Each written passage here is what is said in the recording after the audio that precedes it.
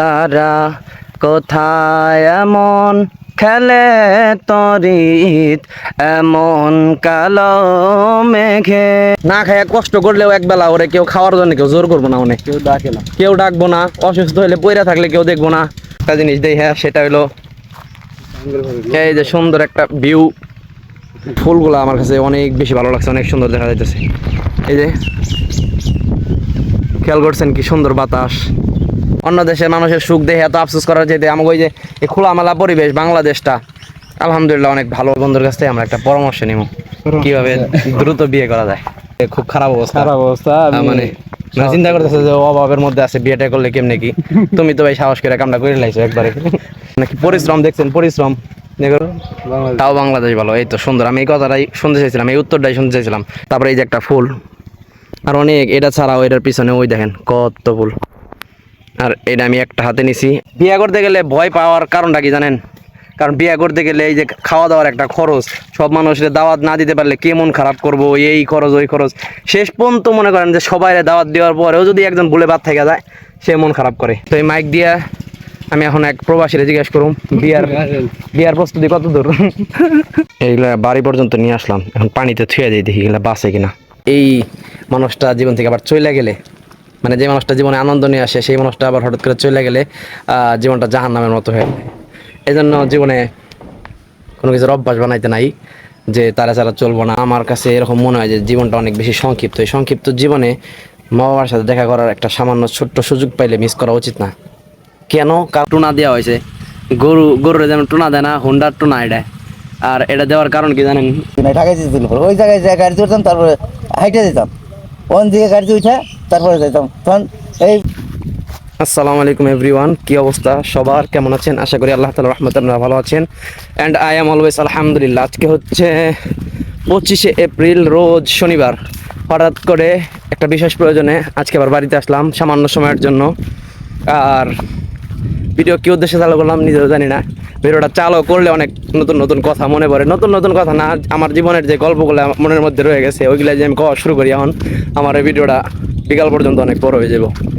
তো যাই হোক, এখন আমি তিনি হচ্ছেন আমাদের পূর্ব প্রবাসী ভাই, প্রবাস থেকে আইছে বড়লোক হয়ে। আসামি ও আসামি না, সমস্যা নাই। আমার কষ্ট লাগে জানেন, যে সমস্ত পোলাপান এই যে অনেক আশা করে অনেক নিয়ে মানে একটা ভালো উদ্দেশ্যে যায় বিদেশে, মনে করেন অনেক যুবকেরই বা এই যে ইয়াং পোলাপান গো ইচ্ছা হলো কি তারা মানে গ্রামে অতিষ্ঠ হয়ে যায় বিভিন্ন ধরনের সমস্যার কারণে। তো এক পর্যায়ে বিদেশ যায়, বিদেশ যাওয়ার পরে মনে করেন যে একটা ভালো আশা নিয়ে যায়, বাট বিদেশ যায় ওরকম একটা ফল পায় না। যেমন এই যে জয়, ও কিন্তু কপাল পোড়া আসলে, মানে খুব কষ্টের কিন্তু বিষয়টা। ও কিন্তু অবস্থাটা যে একবারে খুব ভালো এরকম না। আমি যতটুকু ধারণা করি যে অনেক কষ্ট করে গেছে বিদেশে, ঠিক আছে না, অনেক কষ্ট করে গেছে, বাট যায় অনেক খুব বেশি একটা উপকার হয় নাই। খালি ওর কথাই না, ও তো আল্লাহর রহমতে মনে করেন যে আবার দেশে আইসা পড়ছে, এটা খুব ভালো। কিন্তু এই যে আমার ছোট ভাইটা যে ফাইসা রয়েছে, এটা আমার কাছে খুব কষ্ট লাগে। হ্যাঁ, ও তো আইসে, দেশে আইসে, এখন খাক আর না খাক, মরলে দেশে ওরে পাওয়া যাইব, দেশে থাকবো। বিদেশে মনে করেন যে না খায় কষ্ট করলেও একবেলা ওরে কেউ খাওয়ার জন্য কেউ জোর করবো না, অনেক কেউ ডাকে না, কেউ ডাকবো না। অসুস্থ হলে পইরা থাকলে কেউ দেখবো না। মানে আমার কাছে এটাই কষ্ট লাগে, তুই কয় টাকা কামাবি। আসলে আর একটা দিক আছে, মনে করেন যে আবার কিছু মানুষের অবস্থা ভালো হয়, ঠিক আছে না, তারা আবার হ্যাঁ নসিব হয় যে কিছু মানুষের ভাগ্য মনে করেন এত ভালো হয়, ওইগুলা দেখার পরে আবার এই যে মানে দেশের মানুষের লোভ লাগা যায় যে ও এত ভালো হইলে আমরা গেলে খারাপ হয় নাকি, এই চিন্তা করে যায়। কিন্তু সবার আসলে বিদেশটা ফেভার হয় না। এখন এই যে বনের মধ্যে ঢুকলাম, আল্লাহ রে আল্লাহ, সাবে কামড় দিব নাকি ভয় লাগতেছে। এই প্রচন্ড গরমের মধ্যে জানেন এই যে এরকম জায়গা দিয়ে এই যে সাপ টাপ মানে শুয়ে থাকে আদায়রা ভাবে। এখন ওগো দোষ না যে ওরা শুয়ে রয়েছে, কারণ ওরা বাতাস খেপের লেগে এদিক দিয়ে শুয়ে থাকে। আর আমাকেও দোষ না, আমাকেও রাস্তা আমরা যাবো, কিন্তু হ্যাঁ মানে আমরা ভালো চাই কি করুম যাইতে থাকুম, হঠাৎ করে ভুলে পারা লাগবো। এখন ও মনে করবো যে আমাকে শত্রু মনে করে আমাকে বিরুদ্ধে অ্যাকশন নিব। গাঙ্গের পাড়া এসে ভালোই লাগলো একটা জিনিস দেই, হ্যাঁ সেটা হলো এই যে সুন্দর একটা ভিউ। পুরা মনে করেন জায়গাটা ফুল দিয়া ভরা, আর সবগুলাতে যদি আরো ফুল হইতো না তাহলে দেখতে আরো অনেক বেশি সুন্দর লাগতো। এখনো খারাপ না, খুব সুন্দর আলহামদুলিল্লাহ, একদম ভালো লাগতেছে এইরকম। হ্যাঁ সকালে আসলে আরো সুন্দর দেখা যায়, এই যে হাঁস থাকে তো এগুলো হলো এই যে কি কয় মূলত নাম কি এটির? বালি হাঁস, ঠিক আছে না? এই বালি হাঁসগুলা এই যে এরকম পানির মধ্যে থাকে, নিচে ডুব দেওয়া মনে হয় মাছ টাছ ধরে। বা এই ফুলগুলা আমার কাছে অনেক বেশি ভালো লাগছে, অনেক সুন্দর দেখা যাইতেছে। এই যে খেয়াল করছেন কি সুন্দর বাতাস। হ্যাঁ, জয় কেমন লাগতেছে? তাছাড়া আপনার বাংলাদেশে মনে করেন যে আবহাওয়ার দিক দিয়ে অনেক ভালো। হুম, বাংলাদেশে ওই তো অন্য অন্য দেশের থেকে বাংলাদেশের আবহাওয়া অনেক ভালো। এই জন্যই মনে করেন যে আমি আমার দেশটারে বেশি ভালোবাসি। মানে আমার দেশে ওই এত অন্য দেশের সুখের চাইতে আমাদের দেশের দুঃখটা অনেক ভালো। অন্য দেশের মানুষের সুখ দেখে এত আফসোস করার চাইতে আমাকে ওই যে এই খোলামেলা পরিবেশ বাংলাদেশটা আলহামদুলিল্লাহ অনেক ভালো লাগার জায়গা। এটা কি সুন্দর বাতাস। গেলাম তখন মনে মনে ভাবলাম যে কোন দেশে আসলাম, হুম, বাংলাদেশে ভালো ছিলাম।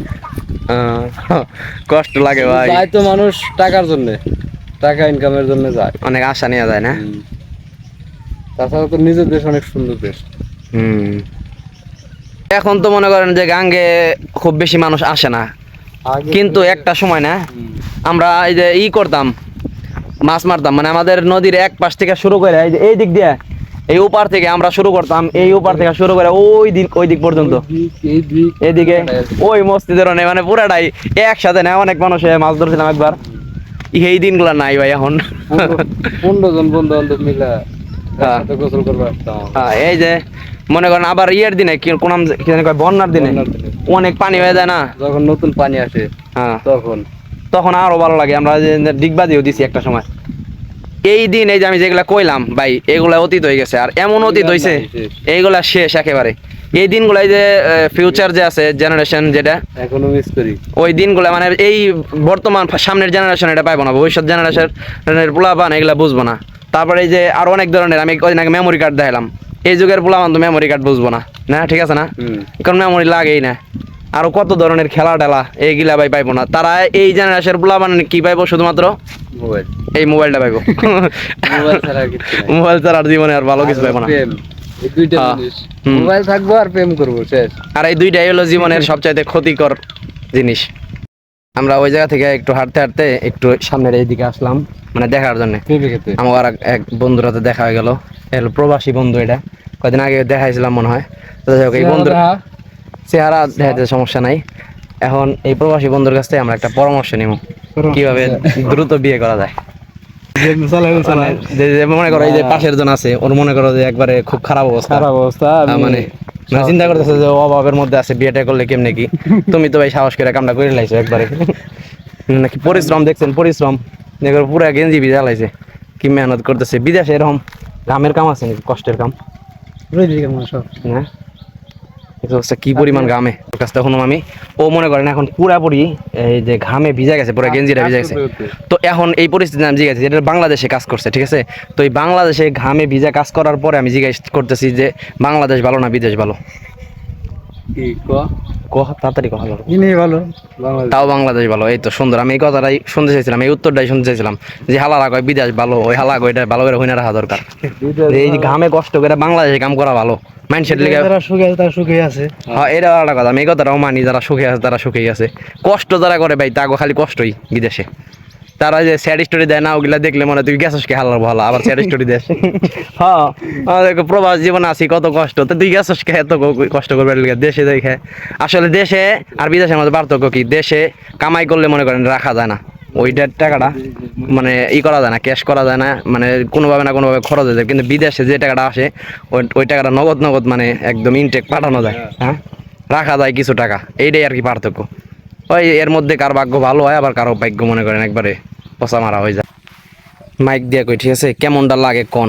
কতক্ষণ ধরে দাঁড়া রয়েছি জয়ের জন্যে, ওর সাথে আসলাম একসাথে গোসল করার জন্যে।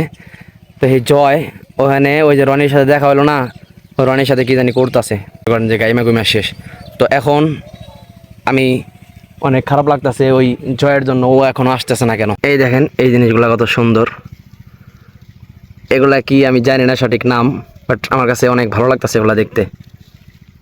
এই যে মানে এমন অনেক আনকমন জিনিস আছে মনে করেন, যেগুলা এই যে গাঙ্গের পাড় দিয়ে থাকে বা বিভিন্ন বন বাগানে থাকে, যেগুলা দেখতে অনেক ভালো লাগে, বাট সেগুলা মনে করেন এখনো এক্সপোজ করা হয় নাই মানুষের সামনে বা প্রকাশিত হয় নাই, অনেক মানুষ দেখে না। যেমন আমি এই যে জিনিসটা দেখে আমার কাছে খুব ভালো লাগলো। তারপরে এই যে একটা ফুল, আর অনেক, এটা ছাড়াও এটার পিছনে ওই দেখেন কত ফুল। আর এটা আমি একটা হাতে নিছি, আর যদি সুযোগ থাকে আরো কত দিন থেকে তুইলে আমি নিয়ে যাবো। অনেক বড় একটা সাহসের কাম করতেছি, অনেক বড় সাহস বলতে অনেক বড় একটা রিস্ক নিছি আর কি। এই দেখেন সম্পূর্ণ পানিতে নেমে রয়েছি। ওরে আল্লাহ রে, মানে মোবাইলটা হাতে নেই, আমারটা তো ওয়াটার প্রুফ না মনে করেন। এখন যদি আমি পিছলে পড়ে যাই থেকে আমার মোবাইলটা ভিজায় নষ্ট হয়ে যাবো। তা আমি পাগলাম এটা কেন করতেছি, আমি অনেক জায়গাতে একটা ফুল ছিলাম। আর একটা ইতিহাস মনে পড়লো, আমাদের নদীতে মনে করেন যে যখন একদম পানি কমে যায় তখন সব জায়গায় পুরোপুরি পানি কমে যায়। কমে যাওয়ার পরে এই যে জায়গাটা, এই যে মসজিদের পাশে এই জায়গাটা হচ্ছে এত পানি কমে যে এই জায়গাতে আমরা হাইটে ওপার যেতে পারি। এই জায়গাটা দিয়ে, এইখান দিয়ে আমরা হাইটে ওপার পর্যন্ত যেতে পারতাম, মানে আমাদের গলা পানি হইতো। জয় আমারে ধোকা দিল, অনেকক্ষণ দেরি করাইলো। এতক্ষণ কি করলো জয় একটু শুনতে পারি? গল্প করলাম, হ্যাঁ, রনির সাথে কোন ধরনের গল্প, যে গল্পে আমি থাকতে পারলাম না। গল্প হলো একটু পরামর্শ করলাম যে বিয়া করুম না করুম না। দেখো ভিতরে ভিতরে সবাই একই লিজেন্ড, সবাই বিয়া করবে চায়, ঠিক আছে। বিয়ার পরামর্শ করে এলো 1 লাখ লা। কি কইলো আমার একটু শোনা দরকার এটা। রনি কইলো যে তোর যে পরিস্থিতি এখন বিয়া করলে কেমনি কি করবি, জাগা মাকা কিন। ও, রনি সাহস দিল না, আর ওই দেখাইলো না।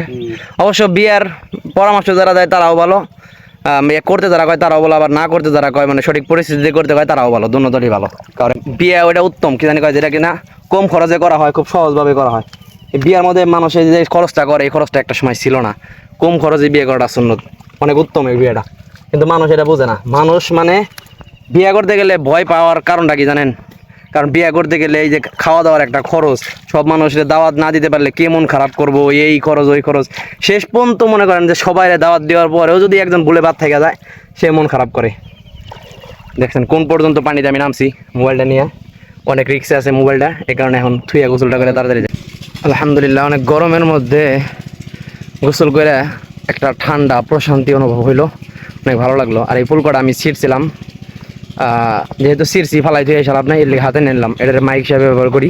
তো এই মাইক দিয়ে আমি এখন এক প্রবাসীরা জিজ্ঞেস করুম বিয়ার প্রস্তুতি কত দূর।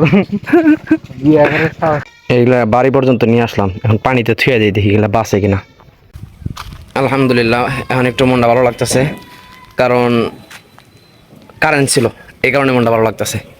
আর কারেন্টটা ঠিক সময় ছিল, যেমন খাবারের সময়। এখন আমি একটা কথা বলি, কথাটা হলো যেমন খাবার মনে করেন অনেক ভালো, অনেক হাই-ফাই, বাট পরিস্থিতি ভালো না, বসতে অসুবিধা হইলো, কারেন্ট নাই, অনেক গরম। এই পরিস্থিতিতে খাবার যত ভালোই হোক না কেন আমার কাছে ভালো লাগে না।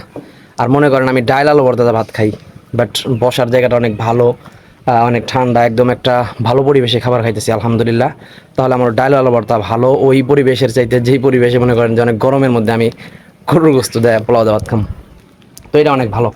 আর কি যেন একটা কথা বলেছিলাম, একটা গুরুত্বপূর্ণ কথা মনে পড়লো, সেটা হলো এটা একটা স্টোরি আর কি আমার জীবনের, এটা আমি কয়ে ফেলাই। এরকম যে একদিন আমি আমাদের পরীক্ষা ছিল, কোনো এক পরীক্ষা, প্রথম সাময়িক বা দ্বিতীয় সাময়িক। ওই পরীক্ষার মধ্যে একজন হুজুর বাতাস দিতেছিলেন, কারেন্ট চলে গেল পরীক্ষার সময়, হুজুর বাতাস দিতেছিলেন, অনেক জোরে জোরে বাতাস দিতেছিলেন, আর বলতেছিলেন একটু সহজ করে দিলেন আমাদের জন্য, যে তোমাদের গরম লাগতেছে, বাতাস দিয়েছি, জোরে জোরে বাতাস দিয়েছেন।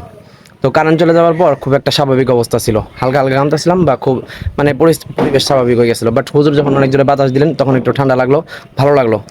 তো এই বাতাসটা দিয়ে হুজুর এরকম বুঝাতে চাইলেন যে আমাদের আরাম দিতেছেন, ঠিক আছে। তো এই বাতাস কতক্ষণ দেওয়ার পরে হুজুর আবার সামনের দিকে চলে গেলেন বা পিছন দিকে চলে গেলেন। তো হইলো কি, অনেক বেশি বাতাস হওয়ার কারণে শরীরটা যেমন ঠান্ডা হয়ে গেছিলো, তো এই হঠাৎ বাতাসটা আবার থাইমা যাওয়ার কারণে আবার শরীর অল্প মুহূর্তের মধ্যে ঘেমে গেল। এর মানে কি জানেন, হুজুর আমাকে উপকারটা করলো না ক্ষতি করলো, আমি এটা চিন্তা করলাম। তখন এই কথাটা আমি হয়তো কোনো জায়গায় লিখে রাখছি, অনেকদিন পরে বলতে চাইছিলাম আমার ডায়েরি থেকে, বাট আমার আজকে মনে পড়লো এই পরিস্থিতি দেখে। যেমন অনেক বেশি গরমের মধ্যে অনেক বেশি বাতাস আসলে শরীর যেমন ঠান্ডা হয়ে যায়, বেশি বাতাসটা একদম হঠাৎ করে নাই হয়ে গেলে, চলে গেলে, তখন আবার মনে করেন অনেক বেশি গরম লেগে যায়। তো এই পরিস্থিতিটা খুব খারাপ আর কি। তো এমনইভাবে আরেকটা উদাহরণ মিলানো যায় এরকম, যে জীবনটা স্বাভাবিক থাকে অনেক ভালো, বাট সেই স্বাভাবিক জীবনে মনে করেন যে কোনো একজন মানুষ চলে আসলে, ভালো লাগার মানুষ, যার সাথে অনেক সময় কাটানো হয় বা যাকে অনেক বেশি মিস করা হয়, হঠাৎ করে এই মানুষটা জীবন থেকে আবার চলে গেলে, মানে যে মানুষটা জীবনে আনন্দ নিয়ে আসে সেই মানুষটা আবার হঠাৎ করে চলে গেলে জীবনটা জাহান্নামের মতো হয়ে যায়। এই জন্য জীবনে কোনো কিছুর অভ্যাস বানাইতে নাই, যে তারা ছাড়া চলবো না বা তারা ছাড়া দিন কাটে না, এইগুলা ঠিক না। এইসব থেকে আল্লাহ তাআলা সবাই হেফাজত করুন, বেঁচে থাকার তৌফিক দান করুন। আর আমি আজকে সামান্য সময়ের জন্য আসছি বাড়িতে, যেমন এই যে আসছি 11টার দিকে, আবার বিকালবেলা চলে যাবো। এই সামান্য সময়ের জন্য আসতে আমার অনেক খারাপ লাগে, মানে আসলে আবার চলে যেতে অনেক কষ্ট লাগে। আসতে তো ভালোই লাগে, বাট চলে যাওয়ার সময় কষ্ট লাগে। প্রত্যেকটা ছুটির পরেই চলে যাওয়ার সময়টাতে অনেক বেশি কষ্ট লাগে। তো এখন আমার কথা রয়েছে কি, আমি সুযোগ পাইলে মিস করি না, কারণ আমার কাছে এরকম মনে হয় যে জীবনটা অনেক বেশি সংক্ষিপ্ত। এই সংক্ষিপ্ত জীবনে মা বাবার সাথে দেখা করার একটা সামান্য ছোট্ট সুযোগ পাইলে মিস করা উচিত না। কেন? কারণ হচ্ছে দেখেন, আমার ছোট ভাই এই 3 বছর ধরে বিদেশ গেছে। আল্লাহ না করুক তার কোনো বিপদ টিপদ হইলে, কোনো কিছু হইলে, জ্বর টর আসলে, আমি এগুলো দুপুরে বলছি, সে ওই জায়গা থেকে মানে নিজের খুব বেশি যত্ন নিতে পারবো না, আমরাও তার এই জায়গা থেকে খুব বেশি উপকার করতে পারবো না দোয়া ছাড়া। তো চিন্তা করেন, এখন আমার মা বাবা এখানে অসুস্থ হয়ে গেল, ছোটো ভাই আসতে পারবো না, ছোটো ভাই এখন অসুস্থ হয়ে গেল, মা বাবা ওখানে যাইতে পারবো না। এই যে একটা লং ডিস্টেন্স, এটা আমার নাই। আমি চাইলেই আসতে পারি, সামথিং কিছু টাকা খরচ হবে। তো এই টাকা পয়সা কিছু না, আসলে টাকা পয়সা মনে করেন যে খরচ হয়ে যায় কোনো একভাবে। আমি যদি ভালো কাজে টাকা পয়সা খরচ না করি, খারাপ কাজে টাকা পয়সা এমনি এমনি খরচ হয়ে যাবে। তো এই কারণে আমি সামান্য সময়ের জন্য ছুটি পাইলে বাড়িতে মা বাবার দেখার জন্য আসি, কারণ এই সুযোগটা আবার নাও পাইতে পারি। কোনো জীবিকার তাগিদে বা কোনো বিশেষ প্রয়োজনে দূরে কোনো জায়গায় আমার অবস্থান হয়ে গেলে মামার সাথে এত বেশি দেখা করার সুযোগ হবে না। তো যাই হোক, সব কিছু মিলে আলহামদুলিল্লাহ এই সংক্ষিপ্ত সময়ের জন্য আসছি, আবার বিকালবেলা চলে যাবো। এবার মনটা ভালো থাকে, দোয়া করেন। আলহামদুলিল্লাহ, একটা সুন্দর জায়গায় এসে বসলাম। এই জায়গায় অনেক বাতাস, এইমাত্র দুলাভাইয়ের এটাই গিয়ে দিয়ে আসলাম। আর বাড়িতে যাইতে মন চাইতেছে না, কারণ হচ্ছে কি, বাড়িতে যাই এখন কারেন্ট নাই, অনেক গরম, আবার এখানে আসতে হবে, তাই ভাবলাম একটু একটু বসি। আর একটা জিনিস আপনাদেরকে বলি, ওই যে পিছনে দেখতেছেন না, চায় রয়েছে, আমার মুখ বান্ধা, টুনা দেওয়া হয়েছে। গরুর যেমন টুনা দেয় না, হুন্ডার টুনা এটা। আর এটা দেওয়ার কারণ কি জানেন? আমি ওই যে গতবার তেল ভরতে আসলাম না, ওই দিন তেল বইরে আসার পরে আব্বা মোটর দিয়ে পানি দিতেছিল, মনে হয় গোড়ার ঘরে গরুতে পানি দেওয়ার পরে পাইপ মনে হয় একটু ফাটা ছিল, সেই ফাটা পাইপের ওইখান দিয়ে একটু পানি পড়তেছিল। আমি ওইখানে এসে হুন্ডা রাখছি, পানিতে আগেই তো হালকা রয়েছে, ওই সময় নরম হয় নাই। হুন্ডা রাখার পরে ওই স্ট্যান্ডটা এমন জায়গায় রয়েছে যে জায়গায় মাটি নরম, তো হুন্ডা রাইখা ভিতরে গেছি, আইসা দেখি একেবারে গোসল করতে গেছিলাম, হুন্ডা মানে একবার মাথাটা পড়ছে, তো পাকার মধ্যে পড়ছে, পড়ার পরে একবারে লন্ড বন্ড। তারপরে এটা এখন পর্যন্ত ঠিক করা হয় নাই, ধ্যান অবস্থা।